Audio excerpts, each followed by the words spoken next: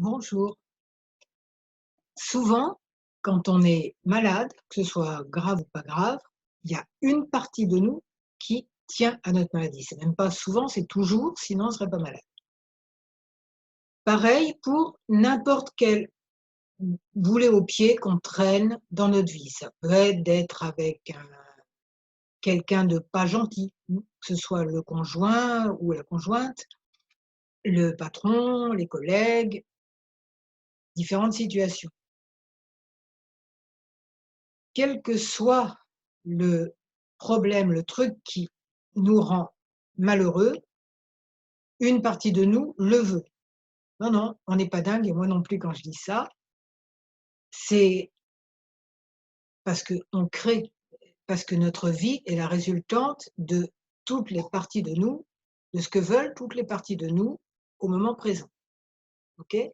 Si elles veulent des choses différentes, des choses vont changer dans notre vie.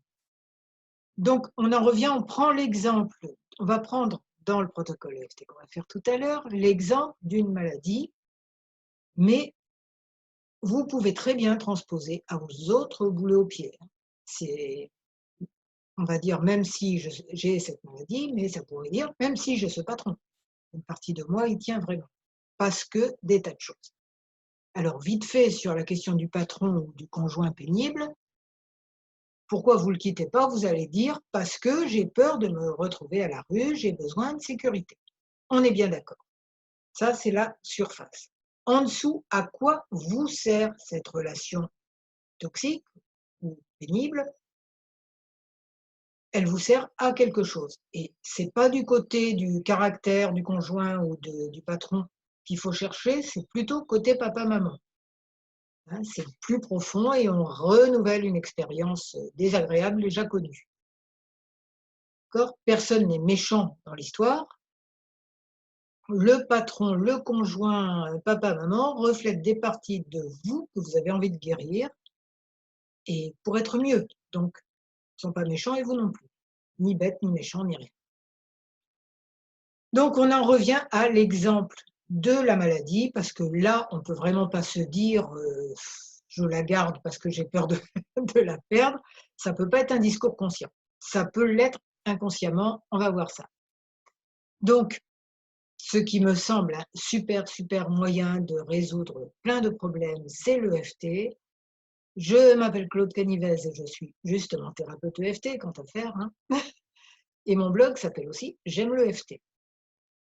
Donc vous avez plein de renseignements sur cette fantastique technique, c'est toujours la même chose sous cette vidéo ou en tapant sur un moteur de recherche «J'aime l'EFT», le nom du blog, et on va faire donc un protocole. Si vous ne connaissez pas, vous faites les mêmes gestes que moi, vous dites les mêmes choses et vous allez approfondir plus tard. Donc c'est parti. Donc on prend l'exemple d'une maladie, je rappelle, vous pouvez transposer à n'importe quoi de ce qui vous rend malheureux dans votre vie. Ce qui n'empêche pas que d'autres parties peuvent aimer, le conjoint en question ou le métier en question, hein. J'ai pas dit que la seule solution, c'était de quitter tout le monde. Mais plus vous voyez pour quelles raisons cachées vous êtes attiré ça avec les ennuis qui vont avec, plus vous allez pouvoir éclaircir la situation et arrêter de vous y accrocher, comme on dit, comme la misère sur le monde, mais là, c'est la misère dans votre vie. Stop, quoi. C'est parti cette fois-ci. Même si j'ai cette maladie et qu'une partie de moi y tient très, très fort, ça veut juste dire que c'est ma stratégie du moment pour guérir un besoin qui a vraiment, vraiment sa raison d'être.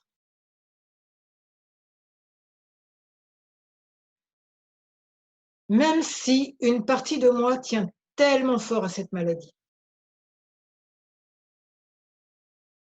et que je sens que ça bloque toutes mes tentatives de la guérir. C'est plus simple d'aller voir qu'est-ce que je cherche à travers elle.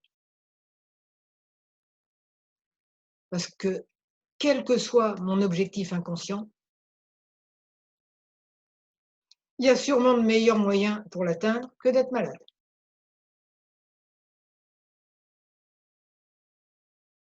Et bien sûr que je j'ai pas envie d'être malade d'abord.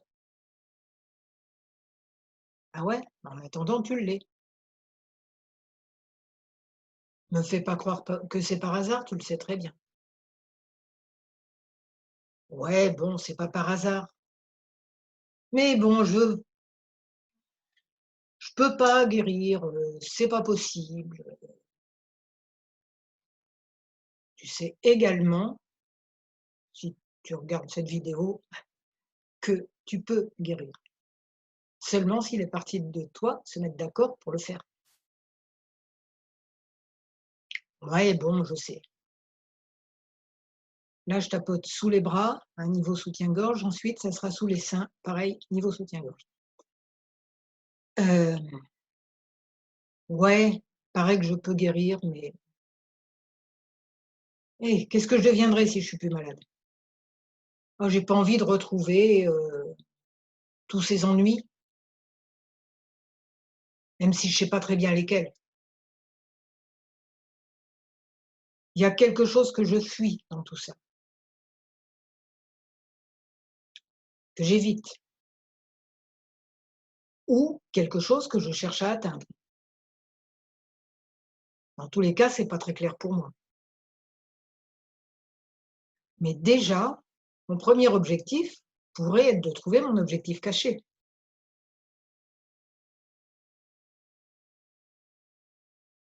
Parce que là, je trouverai un autre moyen pour l'atteindre.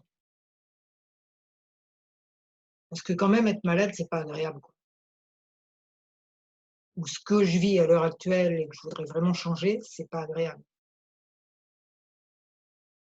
Une partie de moi veut changer ça, une partie de moi veut pas.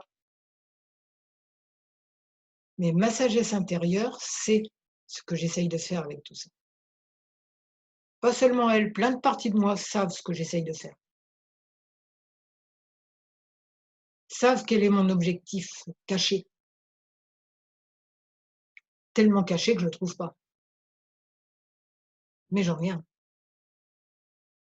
Et des parties de moi le savent.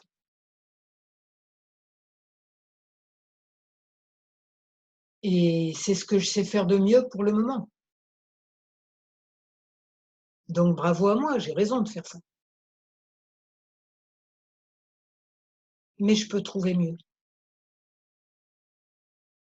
Des parties de moi savent ce que j'essaye de faire. Peut-être j'ai des images, j'ai des mots qui viennent,